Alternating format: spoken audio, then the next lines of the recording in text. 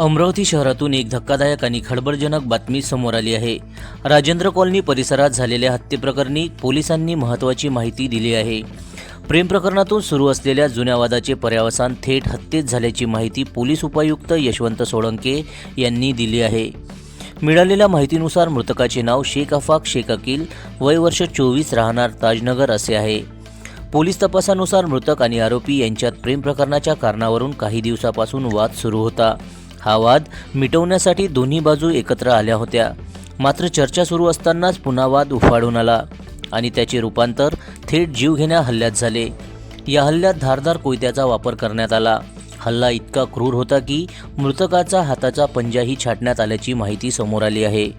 या प्रकरणात एकूण 4 आरोपी निष्पन्न झाले असून त्यापैकी 3 आरोपी अल्पवयीन असल्याची माहिती पोलिसांनी दिली आहे।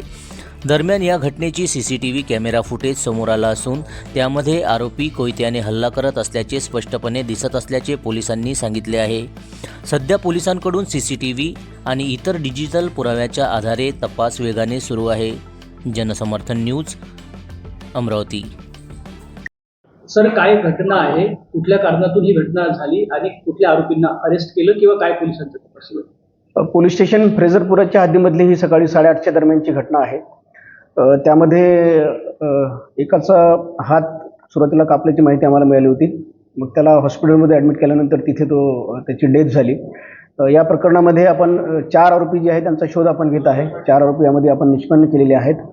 त्यामधले काही आरोपी जे आहेत ते मायनर आरोपी आहेत आणि हे प्रकरण जे आहे ते मुलीच्या प्रकरणावरून हे झालेलं एकंदरीत प्रायमा फेसी आपल्याला माहिती मिळत आहे। किती जण ताब्यात घेतले आहेत? आरोपीचा आपण शोध घेत आहोत। गुन्हा दाखल करण्याची प्रक्रिया आपली सुरू आहे आणि आपण ट्रेस करतोय आरोपींना। सर, आपण सांगितलं की 4 आरोपी आहेत, याच्यामधले मायनर आरोपी किती आहेत आणि वरचे आरोपी किती आहेत आणि त्यांची नावं? प्रायमा फेसी तरी आपल्याला त्यामध्ये 3 आरोपी हे मायनर दिसतात आणि एक आरोपी जो आहे तो आपल्याला मेजर त्यामध्ये दिसतोय।